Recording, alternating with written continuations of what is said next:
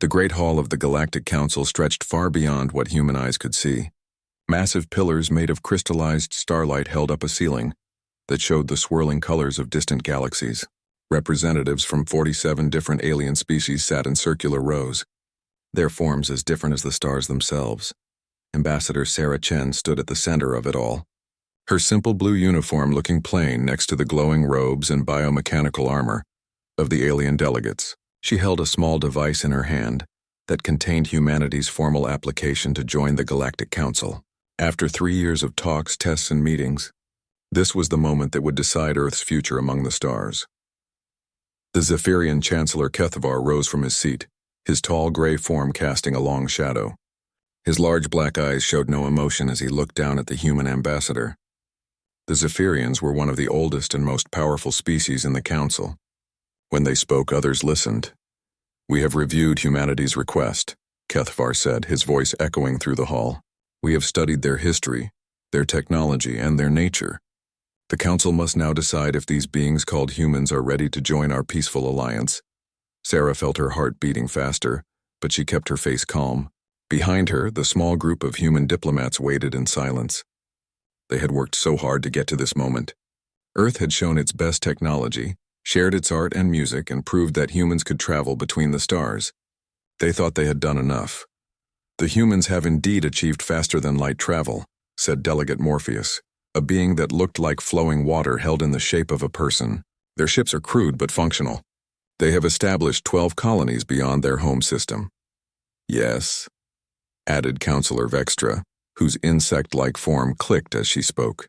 "But we must look deeper than their machines. We must examine their character." Sarah noticed how many of the delegates were nodding in agreement. She had expected this. Throughout the 3 years of meetings, the same concerns kept coming up. Humanity was too young, too violent, too unpredictable. Chancellor Kethvar activated a holographic display that showed images from Earth's history. Battles, wars, and destruction filled the air above the assembly. "Observe their past," he said. "For thousands of years, humans have fought each other over land, resources, and ideas. Even now, as they reach for the stars, they carry weapons on their ships and maintain armies on their worlds." "Honorable Chancellor," Sarah said, stepping forward, "every species has a history of conflict. Growth requires struggle. We have learned from our mistakes and—" "Have you?" interrupted Kethvar. "Your species ended their last global war only 60 of your years ago. The Zephyrians have not known war for 10,000 years. The crystalline collective has lived in peace for even longer. How can we trust beings who still remember the taste of violence?" Murmurs of agreement rippled through the assembly. Sarah could see the decision forming in their faces before any vote was taken. Fear. That's what she saw in their alien eyes. They were afraid of humanity. "Furthermore," continued Delegate Yilnath, a tall being covered in what looked like living moss, "humans display excessive emotional responses. They make decisions based on feelings rather than logic. This makes them dangerous and unpredictable." "Our emotions make us strong," Sarah replied firmly. "They drive us to protect what we love, to explore the unknown, and to never give up when facing impossible odds." "Exactly our point," said Kethvar. "You prove your instability with every word. A logical species would accept rejection gracefully. Humans become angry and defiant." The Chancellor called for the vote. Sarah watched as representative after representative raised their hands against humanity's membership. The Aquatic Alliance voted no. The Silicon Brotherhood voted no. The energy beings of Tau Ceti voted no. Even species that had seemed friendly during the negotiations voted against them. When the count was finished, only 4 species had voted in favor of humanity. 43 had voted against. "The decision is final," announced Kethvar with what might have been satisfaction. "Humanity's application for membership in the Galactic Council is rejected. You may return to your isolated corner of the galaxy." Sarah felt the weight of the moment. Billions of humans had hoped for this day, dreamed of joining the greater galactic community. Now those dreams were crushed by fear and prejudice. She walked slowly to the center of the hall, looking up at the assembled aliens. When she spoke, her voice was clear and strong. "You call us violent, but we offered friendship. You call us emotional, but we came here with hope and respect. You call us unpredictable, but we have kept every promise we made during these negotiations." The hall was completely silent now. Even Kethvar was listening. You see our emotions as weakness, but they are our greatest strength. They make us fight for what's right, even when the odds are against us. They make us loyal to our friends and fierce against our enemies. They make us human. Sarah paused, looking directly at Chancellor Kethvar. You have made your decision based on fear. That is your right. But someday, you may find that the galaxy needs beings who are willing to fight, to feel, and to sacrifice everything for what they believe in. When that day comes, remember this moment. Remember that you had the chance to stand with humanity, and you chose to stand apart. She turned and walked toward the exit, her small group of diplomats following. The alien delegates watched in silence as the humans left their great hall. As the human ships prepared to leave council space, something strange happened. The long-range sensors on the lead vessel detected an unusual energy signature at the very edge of the galaxy. It was unlike anything in their databases, pulsing with a rhythm that seemed almost alive. Should we investigate? Asked Captain Torres, Sarah's aide. Sarah looked at the sensor readings, then at the massive council station growing smaller behind them. No, she said quietly. Let the council handle whatever that is. They've made it clear that humanity isn't welcome in their galaxy. The energy signature pulsed again, stronger this time. Deep in space, something ancient stirred. Something that had been sleeping between the galaxies for millions of years was finally waking up. Back in the council hall, Chancellor Kethvar was already dismissing the human threat from his mind. The energy readings his sensors had detected were probably just a solar flare or cosmic radiation. Nothing for advanced civilizations like theirs to worry about. He would remember this day differently in the months to come. He would remember the look in Sarah Chen's eyes and the warning in her words. He would remember the moment when the Galactic Council chose fear over friendship. Most of all, he would remember that they had been given a choice, and they had chosen poorly. The human ships jumped to faster than light speed and disappeared into the darkness between stars. Behind them, the energy signature at the galaxy's edge pulsed once more, then went silent. The countdown to the galaxy's greatest test had begun. 3 months had passed since the humans left council space. Chancellor Kethvar sat in his private office aboard the massive Zephyrian capital ship, reviewing reports from across the galaxy. For the most part, everything was peaceful. Trade routes were running smoothly, disputes were being settled through diplomacy, and the younger species were learning proper galactic law. The human problem had solved itself, just as he had predicted. Chancellor, his aide Veltar entered the room, carrying a data tablet. We have received some unusual reports from the Outer Rim territories. Kethvar barely looked up from his work. What kind of reports? Several human colonies have gone silent. No distress signals, no communications, nothing. Our monitoring stations show the planets are still there, but there's no sign of life. This got Kethvar's attention. He took the tablet and scrolled through the data. 7 human worlds had suddenly stopped all communications over the past month. The colonies had been thriving just weeks before, with millions of inhabitants and busy spaceports. Perhaps they are finally accepting their place in the galaxy, Kethvar said with satisfaction. They are withdrawing from civilized space as they should. Veltar shifted nervously. Sir, these were not small outposts. New Terra had over 8 million residents. The mining world of Kepler's Hope had 3 million. They wouldn't just abandon such important colonies. Kethvar waved his hand dismissively. Humans are emotional and unpredictable. They probably decided to gather their people in fewer locations. It means nothing to us. But across the galaxy, other council members were noticing the same thing. The Aquatic Alliance had been trading with several human worlds, buying Earth's famous coffee and spices. Suddenly, their trading ships found empty spaceports and silent planets. Councillor Vextra of the Insectoid Collective was the first to send an investigation team. Her ships arrived at the human world of Harmony's End to find something that made no sense. The planet was completely intact. The cities were undamaged.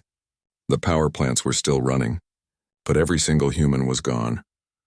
It's like they just vanished, reported Captain Zigtar as his team explored the empty streets. There are no signs of battle, no bodies, nothing. Even their household pets are gone. The investigation teams found something even stranger. All the advanced technology was gone too. The fusion reactors had been carefully dismantled. The computer cores had been removed. Every piece of high-tech equipment had been stripped away with surgical precision. They took everything, Vextra told the emergency council session. Shipbuilding facilities, weapon factories, research labs. It's as if they planned this evacuation months in advance. Chancellor Kethvar listened to the reports with growing unease. This wasn't random behavior. This was organized, methodical, and purposeful. The humans weren't running away in defeat. They were relocating for a reason. Where did they go? Asked Delegate Morpheus, his watery form rippling with concern. Unknown, replied Vextra. Our long-range sensors can track their ships to a point. But then the signals just disappear. It's like they're using some kind of stealth technology we've never seen before. Meanwhile, in the core human worlds closer to Earth, something very different was happening. These planets had become heavily fortified almost overnight. Massive defense platforms appeared in orbit. New types of ships patrolled the space lanes. Most disturbing of all, these ships didn't match any known human designs. Admiral Korthan of the Galactic Defense Force tried to approach the human home system for a diplomatic inquiry. His fleet was stopped at the edge of Earth's solar system by a barrier of energy that his sensors couldn't even identify. This is Admiral Korthan of the Galactic Council, he transmitted. We request permission to speak with human leadership about recent events in the Outer Rim. The response came from Admiral Rachel Chen, Sarah's younger sister. Her face appeared on the view screen, but she looked different somehow. Harder, more focused. Admiral Korthan, you and your ships are not welcome in human space. Turn around and leave immediately. Admiral Chen, we are simply concerned about the safety of human civilians. Several colonies have gone silent and Our civilians are perfectly safe, Rachel interrupted. What we do with our own people and our own worlds is not the Council's concern. You made that very clear 3 months ago. Korthan tried to maintain diplomatic politeness. Surely we can discuss this reasonably. The Council has no hostile intentions toward humanity. Rachel's laugh was cold and bitter. Hostile intentions? You rejected us. You called us violent and unpredictable. You told us to stay in our corner of the galaxy. Well, congratulations. You got exactly what you wanted. The transmission ended abruptly. When Korthan tried to scan the human ships, his sensors were blocked by interference he'd never encountered before. The energy signatures were completely unknown. Back on the Zephyrian flagship, Kethvar was receiving disturbing reports from across the galaxy. The humans weren't just hiding. They were actively avoiding all contact with Council species. Human trade ships no longer visited Council ports. Human diplomats had recalled all their ambassadors. It was as if humanity had decided the rest of the galaxy simply didn't exist. But most troubling of all were the reports from the very edge of the galaxy. Council exploration ships had been detecting strange energy readings for weeks now. The signals were getting stronger and moving closer to inhabited space. Sir, Beltar entered his office again, this time looking genuinely worried. The Deep Space Monitoring Station at Gamma Persei has reported massive energy signatures approaching from dark space. Kethvar studied the readings. Whatever was out there was big, really big, and it was heading directly toward the galaxy. What do our scientists think it is? They don't know, sir. The energy patterns don't match anything in our databases. But, sir, there's something else. The humans seem to know something about this. What do you mean? Veltar activated a holographic display showing ship movements over the past month. Look at this pattern. Every human evacuation, every colony abandonment, every defensive position they've built. It's all positioned along the same vector as these energy signatures. Kethvar stared at the display. The pattern was unmistakable. The humans weren't randomly retreating or hiding. They were preparing for something. Something they knew was coming from the dark space between galaxies. Get me a direct communication link to Admiral Chen, Kethvar ordered. Sir, the humans aren't accepting any communications from Council ships. Then keep trying. Something is coming, and the humans know what it is. Far out in the darkness beyond the galaxy's edge, ancient machines that had slept for millions of years were finally waking up. They had consumed 1,000 galaxies before this one, and they had always followed the same pattern. Send scouts first. Identify the most dangerous species. Eliminate them before the main harvest began. The scouts had been watching this galaxy for months now. They had seen the great alliance of species that called itself the Galactic Council. Peaceful, logical, predictable, they would be easy to consume when the time came, but they had also seen something else. A young species called humans. Violent, emotional, unpredictable. The scouts' analysis was clear. Humans were the greatest threat to the coming harvest. The ancient machines began to move faster. In the human fortress worlds, Admiral Rachel Chen stood before a massive tactical display showing the approaching threat. Around her, human officers worked alongside technologies that would have amazed and terrified the Council species. "How long do we have?" she asked. 6 weeks until they reach the outer rim," replied her chief science officer. 3 months until they hit Council space. Rachel nodded grimly. The humans had been preparing for this moment since the first contact with the ancient scouts. They had evacuated their vulnerable colonies, concentrated their population in defensible locations, and developed weapons the galaxy had never seen. The Galactic Council had rejected humanity's friendship. They had called humans too violent, too emotional, too dangerous for their peaceful alliance. Soon, they would discover that in a galaxy facing extinction, being violent and dangerous might be exactly what was needed to survive. Captain Yelnara of the Council exploration vessel. Bright Discovery had been exploring the galaxy's outer rim for 20 years. She had seen gas giants with diamond rain, stars being born in cosmic nurseries, and countless wonders that filled her with awe. But she had never seen anything like what appeared on her sensors now. "Captain," her science officer called out, his crystalline form flickering with nervous energy, "I'm reading massive objects approaching from dark space. The energy signatures are unprecedented." Yelnara moved to the sensor station, her 6 arms working quickly across the controls. What she saw made her heart skip a beat. 12 enormous objects were moving toward them at incredible speed. Each one was larger than a moon, covered in strange geometric patterns that hurt to look at. "Are they ships?" she asked. "Unknown, Captain. The materials don't match anything in our databases. The energy output is beyond our measurement capabilities." Yelnara had to make a decision.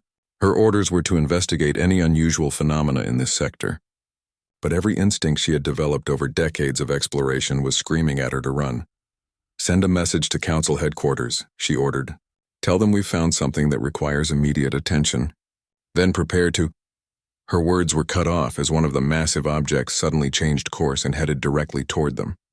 It moved with impossible speed, crossing the distance between them in seconds. The Bright Discovery's shields activated automatically, but they might as well have been made of paper. Strange tendrils of energy reached out from the alien vessel and wrapped around the Council ship like living things. Yelnara felt the deck plating beneath her feet begin to vibrate. "Captain, they're scanning us," reported her engineer. "But this isn't like any scan I've ever seen. They're not just reading our technology. They're learning from it." The energy tendrils suddenly withdrew and the massive alien ship moved away. But something had changed.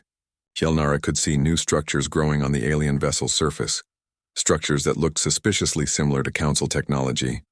"Get us out of here now," she ordered. The Bright Discovery's engines fired at maximum power, carrying them away from the alien objects. But as they fled, Yelnara saw something that would haunt her dreams forever. The 12 massive ships began to change, their surfaces shifting and reforming. When the transformation was complete, they looked like Council vessels, but wrong somehow, like a perfect copy made by someone who didn't understand what they were copying. 3 days later, only one ship limped back to Council space. The Bright Discovery was badly damaged, most of her crew dead or missing. Captain Yelnara was found unconscious at her station, her mind barely clinging to sanity. "They're coming," she whispered to the Council emergency session. "They're coming, and they're not alive." The recording from the Bright Discovery's final moments played on screens throughout the Council chambers. The assembled delegates watched in horror as 11 Council exploration ships were torn apart by enemies that looked exactly like them. "What are they?" demanded Chancellor Kethvar, his usual calm shattered.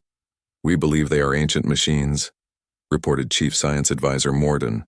"Artificial intelligences that have been traveling between galaxies for millions of years. They appear to consume entire civilizations, absorbing their technology and knowledge before moving on. How many of them are there?" Morden's next words sent waves of terror through the assembly. "Our deep space sensors are detecting thousands of similar signatures." What Captain Yelnara encountered was just the advanced scout force. Councillor Vextra's insectoid form clicked nervously. What do they want? Based on the evidence, they want everything. Every world, every species, every piece of technology in the galaxy. They are what some ancient texts call the Devourers. Emergency defense meetings were called across Council space. The greatest military minds in the galaxy gathered to plan their defense against this new threat. What they discovered was deeply troubling. Admiral Corton stood before a massive holographic display showing the galaxy's defensive capabilities. Our combined fleets number approximately 50,000 ships, he reported. Our most powerful weapons are plasma cannons capable of destroying a small moon. Our shields can withstand direct hits from stellar-class weapons. And how do these compare to what the Devourers possess? Asked Chancellor Kethvar. Corton's silence was answer enough. Finally he spoke. Based on what we observed, our weapons would be like throwing stones at a warship. Their technology is millions of years more advanced than ours. The reality was sinking in. The Galactic Council, with all its wisdom and technology, was facing an enemy they couldn't hope to defeat. Panic began to spread through the chamber. There must be something we can do, pleaded Delegate Morpheus. Some weakness we can exploit. Actually, said a quiet voice from the back of the chamber. There might be. All eyes turned to see Advisor Keltar, a young Zephyrian scientist who rarely spoke in council sessions. He approached the main display with a data tablet in his hands. I've been analyzing the reports from Captain Yelnara and the sensor data from the Outer Rim. The Devourers are incredibly advanced, but they have one potential weakness. They operate on pure logic and mathematical precision. They analyze, adapt, and overcome through calculated responses. How is that a weakness? Asked Vextra. Because they may not know how to handle truly random or illogical behavior. Every civilization they've encountered has probably followed predictable patterns of defense. But what if they faced an enemy that didn't follow any logical pattern? An enemy that made decisions based on emotion rather than calculation? The chamber fell silent as the implications sank in. Kethvar was the first to speak, his voice barely above a whisper. The humans. Keltar nodded. Their emotional decision-making, their unpredictable tactics, their willingness to fight against impossible odds. These are exactly the qualities that might confuse the Devourer's algorithms. But we rejected them, said Morpheus. We told them they weren't welcome in our alliance. More than that, added Vextra bitterly. We called them violent and dangerous. We said their emotions made them unfit for civilized society. Chancellor Kethvar felt a cold weight settling in his stomach. For 3 months he had congratulated himself on keeping the dangerous humans away from council space. Now he realized he might have doomed the entire galaxy. We have to contact them, he said. We have to ask for their help. Sir, Admiral Corton spoke up. We've been trying to contact the humans for weeks. They're not responding to any communications. Their space is sealed off by some kind of barrier we can't penetrate. Then we'll have to go to them in person. Corton shook his head. Sir, we've tried. Any ship that approaches human space is turned away by defenses we don't understand. They've made it clear they want nothing to do with us. As if summoned by their conversation, an aide rushed into the chamber carrying an urgent message. Chancellor, we're receiving reports from the mid-rim territories. The Devourers have begun their attack. The main display changed to show real-time feeds from across the galaxy. Devourer ships, now numbering in the thousands, were systematically attacking council worlds. The defending fleets fought bravely, but it was like watching children fight adults. On the screen they watched the proud crystalline fleet make its final stand above their homeworld. 50 of their finest warships fired everything they had at a single Devourer vessel. The alien ship absorbed the energy, analyzed it, and then fired back with a weapon that turned the entire fleet into cosmic dust in seconds. World after world fell. Species that had existed for millions of years were wiped out in hours. The Devourers moved with mechanical precision, consuming everything in their path. How long do we have? Whispered Kethvar. At their current rate of advance, calculated Morden, they will reach the core worlds in 6 weeks. Kethvar closed his eyes and made the hardest decision of his life. Prepare my personal ship. I'm going to Earth myself. Sir, the humans won't see you. Then I'll wait outside their space until they do. I'll broadcast a message every hour until they listen. I'll beg if I have to. As the reports of destruction continued to pour in, Kethvar finally understood what Sarah Chen had tried to tell him months ago. The galaxy didn't need more logical, peaceful species. It needed warriors. It needed beings who would fight for what they loved. Even when the odds were impossible, it needed humans. The question was whether humanity would be willing to fight for a galaxy that had rejected them, or if they would watch from their fortress worlds as the Devourers consumed everything else. Either way, Kethavar knew that the day the Council voted against humanity would be remembered as the day they sealed their own fate. Chancellor Kethavar's personal ship hung motionless at the edge of human space, dwarfed by the massive energy barrier that surrounded Earth's solar system. For 3 days, he had been broadcasting the same message every hour, his pride long since swallowed by desperation. This is Chancellor Kethavar of the Galactic Council. I request an audience with human leadership. The galaxy is facing extinction, and we need your help. Behind him stood the remnants of the Council's leadership. Councillor Vextra clicked nervously as she watched the latest reports from the war zone. Delegate Morpheus rippled with fear as world after world fell to the Devourers. They had all come to witness what might be the galaxy's last hope. "Sir," his communications officer called out, "we're receiving a response." The main screen flickered to life, showing Admiral Rachel Chen, but Kethavar barely recognized the woman he had met months before. Her uniform was different, covered in strange technological components that seemed to pulse with their own light. Behind her, the bridge of her ship looked like nothing the Council had ever seen. "Chancellor Kethavar," Rachel said, her voice cold as the space between stars. "You're persistent. I'll give you that." "Admiral Chen, thank you for—" "I'm not Admiral Chen anymore," she interrupted. "I'm Fleet Commander Chen of the Human Defense Forces. And before you start begging, let me make something very clear. You rejected us. You called us violent, emotional, and unfit for your precious council. Why should we care what happens to you now?" Kethavar felt the weight of every delegate watching him.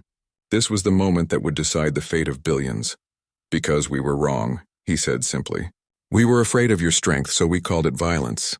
We were threatened by your passion, so we called it instability. We judged you by our own standards instead of seeing you for what you truly are. And what are we, Chancellor?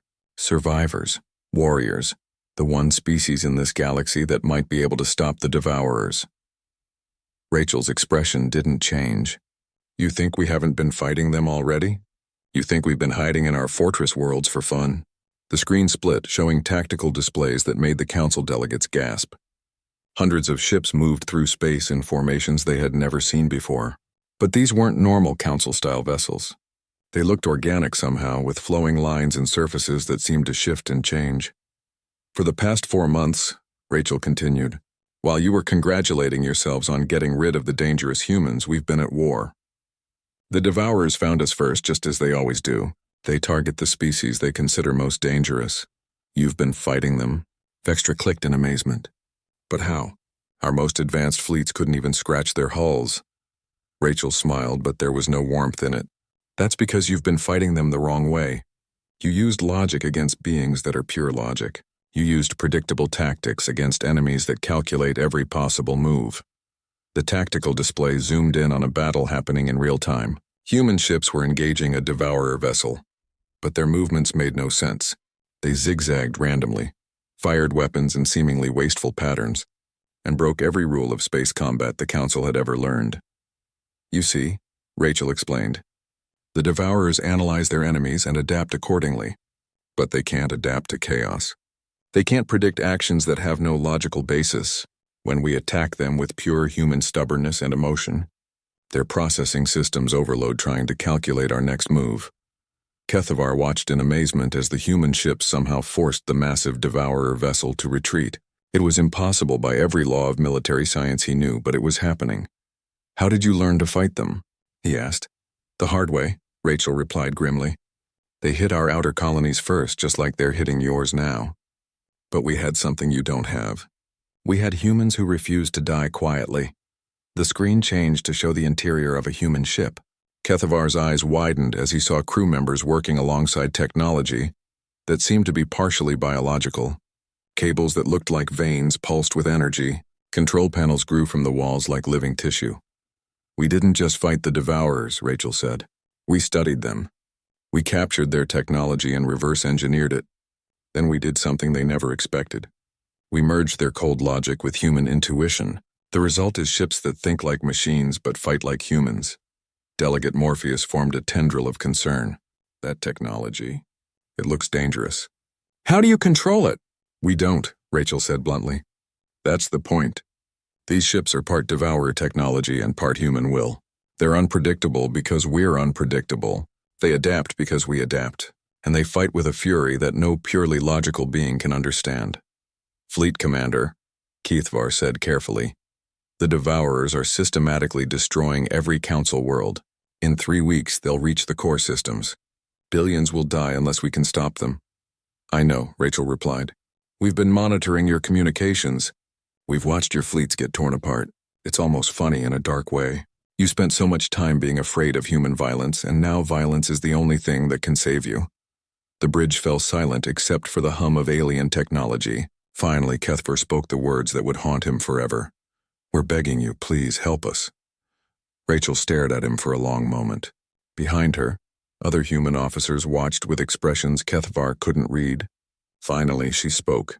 Do you know what you're asking? You want us to risk human lives to save the species that rejected us. You want us to fight and die for beings who called us monsters? Yes, HFY said quietly, because despite everything we said about you, you're better than we are. You're more human than we ever understood. Something changed in Rachel's expression. For just a moment, HFY saw a glimpse of the pain his people had caused. My sister Sarah believed in the dream of a united galaxy, Rachel said. She thought that different species could work together, learn from each other, become stronger together. You broke that dream when you rejected us.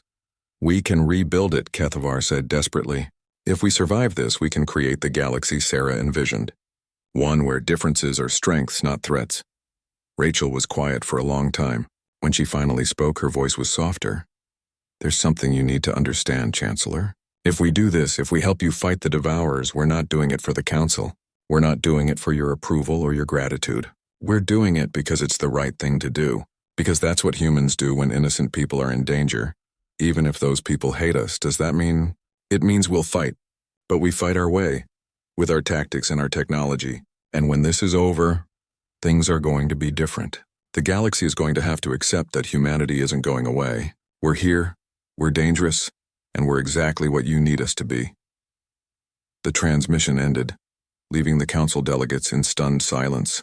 Outside the ship's windows, the energy barrier around human space began to shift and change. Slowly, gaps appeared in the defensive screen. Chancellor, his communications officer called out. We're receiving new transmissions. Multiple human fleets are moving out of their protected space. They're heading for the battle zones. HFY felt a mixture of relief and terror. The humans were coming to help, but they were bringing technologies and tactics that defied everything the Council thought they knew about warfare. Soon, the galaxy would learn why the Devourers had targeted humanity first. They would discover that sometimes, the most dangerous thing in the universe is a species that refuses to give up, refuses to surrender, and refuses to let innocent people die without a fight. The humans were coming, and they were bringing chaos with them. The Battle of Zephyria Prime would be remembered as the day the galaxy learned what humans really were. Chancellor HFY stood on the bridge of his flagship, watching the final defense of his homeworld unfold. 3 massive Devourer ships hung in space above the planet, their dark hulls bristling with weapons that had already destroyed 6 Council fleets. Below them, the last remnants of the Zephyrian Defense Force made their final stand. Sir, his tactical officer reported, our shields are down to 12%. The orbital defense platforms are offline. We have maybe 10 minutes before they break through our last defensive line. HFY closed his eyes. 5 billion Zephyrians lived on the planet below. His people had existed for over 50,000 years, building one of the most advanced civilizations in the galaxy. In 10 minutes, all of that would be gone. Chancellor, his communications officer called out suddenly. I'm reading new signatures on the edge of the system. Multiple contacts jumping in from hyperspace. The main display changed to show space at the system's edge. HFY's heart nearly stopped as he saw what was emerging from faster-than-light travel. Human ships, dozens of them, but they looked nothing like the crude vessels that had left Council space months ago. These ships moved like living things, their hulls flowing and shifting as they flew. They didn't follow standard attack formations. Instead, they swarmed through space like a pack of predators surrounding prey. This is Fleet Commander Rachel Chen to all Council. Forces, came a transmission that filled HFY, with hope he had thought was lost forever. Get your people clear. We're about to show these machines what humans do to bullies. The human fleet didn't slow down as it approached the Devourers. They didn't form battle lines or try to match the enemy's firepower. Instead, they did something no logical military doctrine would recommend. They attacked from every direction at once, their movements so chaotic that even Kethvar couldn't predict what they would do next.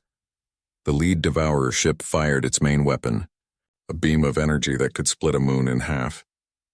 The human ships scattered like a school of fish, the deadly beam passing harmlessly through empty space.